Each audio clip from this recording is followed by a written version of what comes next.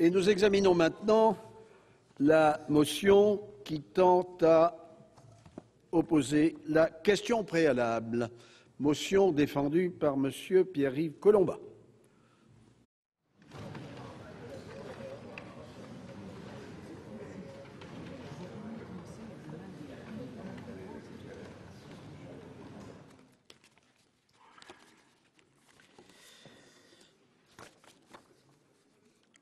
Monsieur le Président, Madame et Monsieur le Ministre, chers collègues, connaissant les difficultés de nos compatriotes à joindre les deux bouts, peut-être trouverez-vous mon invitation à ne pas en débattre étrange.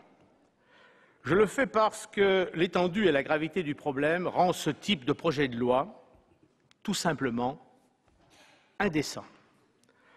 On était en droit d'attendre autre chose d'un candidat de la République et désormais chef du gouvernement, élu à l'issue d'une campagne dont la question du pouvoir d'achat occupait le centre. Probablement a-t-il la tête ailleurs, comme on le comprend. Comme on comprend qu'il préfère s'occuper de politique de civilisation plutôt que de politique économique. La situation actuelle, en effet, n'est pas le résultat d'un ordre naturel, mais de l'application d'une politique. Le problème est là, et il vient de loin, je vous le concède par avance. En un quart de siècle, la part des salaires dans le PIB, qui avait constamment augmenté jusqu'en 1983, a chuté de 11%. La part des rémunérations dans la valeur ajoutée du secteur non financier a, durant la même période, baissé de l'ordre de 9%. Dans leur langage aseptisé, les économistes institutionnels concluent à une déformation durable du partage de la valeur ajoutée. Je lis dans une étude de l'INSEE de mai 2007, je cite, « Pour les sociétés non financières, la part des rémunérations dans la valeur ajoutée, après avoir oscillé autour de 70% jusqu'au milieu des années 70, s'accroît sous l'effet des deux chocs pétroliers, pour dépasser 74% en 1982. Avec la mise en place d'une politique de déflation compétitive, elle rejoint le niveau d'avant le premier choc pétrolier, en 1986, et continue à décroître jusqu'en 1989. Elle oscille depuis autour de 65%. Le mal est donc ancien et profond. Contrairement à ce qu'essaie de nous faire croire la propagande officielle, avec un certain succès, il faut le reconnaître, les 35 heures, ou plutôt la flexibilité mise en place à l'occasion des 35 heures, sauf peut-être à la marge, n'y est pour rien. 11% de chute sur un PIB de 1 800 milliards d'euros, ce sont cette année quelques 200 milliards d'euros qui iront rémunérer le capital alors qu'ils soutiendraient le pouvoir d'achat des salariés si le marché du travail retrouvait l'équilibre de 1980. Pas étonnant donc que leur pouvoir d'achat laisse à désirer. Cette situation est le résultat d'une politique économique anti-keynésienne intégriste et d'une vulgate économique à laquelle se sont ralliés les héritiers du libéral autoritaire Jacques Rueff, les libéraux classiques, on peut parler de ça aussi au Sénat. Ouais, d'accord. Les libéraux classiques et paradoxalement aussi beaucoup d'économistes d'inspiration marxiste et s'y sont ralliés bien sûr les médias et l'establishment. Tous pensent, oui c'est sûr qu'il vaut mieux commenter le dernier journal, tous pensent, même si c'est pour des raisons différentes, que la consommation est une faute économique qui détourne les ressources de l'investissement productif. Pour eux, la baisse des salaires est le moyen de stimuler l'investissement, de réduire les importations, d'augmenter les exportations, de contenir l'inflation, de garantir une monnaie forte et le bonheur de tous. L'endettement des particuliers, et encore plus celui de l'État, source d'inflation, doivent être strictement encadrés. Ruminant le dictionnaire des idées reçues selon lequel, avant de consommer, il faut produire, répétant le principe de c'est pour qui l'offre crée la demande, il n'envisage pas un instant que l'entrepreneur puisse investir et produire seulement s'il a l'espoir de rencontrer une demande, donc un pouvoir d'achat.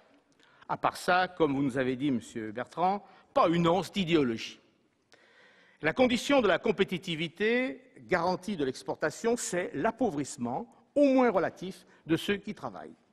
Avec, dans le meilleur des cas, pour contrepartie, ce sur quoi précisément ce gouvernement va revenir, l'allègement du temps de travail.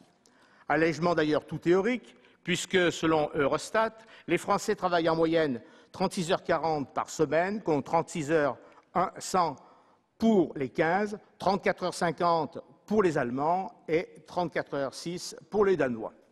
Question productivité, vous le savez comme moi, le but a été largement atteint. Je ne vous cite pas les chiffres, vous savez que nous venons en tête en Europe, derrière, en tout cas devant l'Allemagne et devant le Royaume-Uni.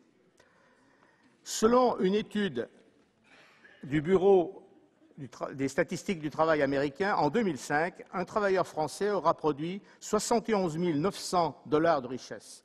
C'est moins qu'un Américain, 81 000 $, mais plus qu'un Anglais, 64 100 $, qu'un Allemand, 59 100 ou un Japonais, 56 300. Au cours de l'euro actuel, ces résultats nous seraient encore plus favorables.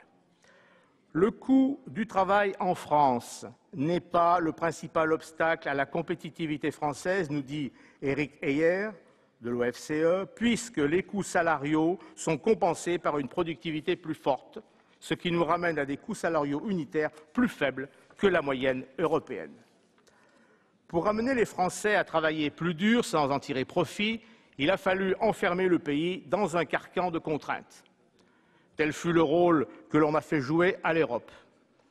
Banque centrale européenne indépendante, avec pour seul objectif la stabilité monétaire et la lutte contre l'inflation, qu'elle existe comme aujourd'hui ou qu'elle n'existe pas comme jusque-là, limitation stricte des déficits budgétaires, culte de l'euro fort, absence de politique économique, sociale, fiscale commune, absence de politique d'échange et, depuis 1974, ouverture à la mondialisation. La politique de libre-échange mondialiste poursuivie par l'Organisation de Bruxelles, remarque le prix Nobel d'économie Maurice Allais, a entraîné à partir de 1974 la destruction des emplois, la destruction de l'industrie, la destruction de l'agriculture et la destruction de la croissance. Le paradoxe, c'est que loin de constituer un espace de production et d'échange unifié, capable de se protéger de l'extérieur, l'Europe fonctionne comme s'il n'y avait pas de marché unique, sauf pour peser sur les salaires par la concurrence inégalitaire. Elle fonctionne comme s'il n'y avait pas de monnaie unique. Aux États-Unis, calculer le déficit commercial de l'État du Minnesota par rapport à celui de la Californie n'aurait aucun sens. Dans la zone euro, le déficit de la France avec l'Allemagne équivaut à son déficit avec la Chine. Où l'euro est une vraie monnaie unique et la seule réalité significative, ce sont les échanges de la zone euro avec l'extérieur, où ce n'est pas le cas et ce n'est pas une monnaie unique. La politique de désinflation compétitive, assortie de cette étrange politique monétaire, ont conduit à la cannibalisation des Européens par eux-mêmes, les Allemands excellents à ce sport. Comme le fait remarquer Guillaume Duval dans un article au titre évocateur, l'Allemagne prédatrice, la cure d'austérité draconienne pour abaisser le coût du travail que s'inflige l'Allemagne depuis une dizaine d'années en fait, je cite, un boulet pour l'Europe. Les Allemands vendent à leurs partenaires de la zone euro, mais dépressifs leur ferment progressivement ces marchés. Ce qui n'est pas rassurant, écrit encore Guillaume Durand, c'est que ces surplus commerciaux gigantesques sont accumulés aux dépens des voisins européens de l'Allemagne, contribuant en particulier à mettre leur industrie en difficulté. En effet, les excédents allemands à l'égard du reste du monde stagnent depuis 4 ans déjà, tandis que ceux dégagés avec les autres Européens ont continué de croître, au point de représenter 100 milliards d'euros en 2006, pratiquement les 2 tiers du total.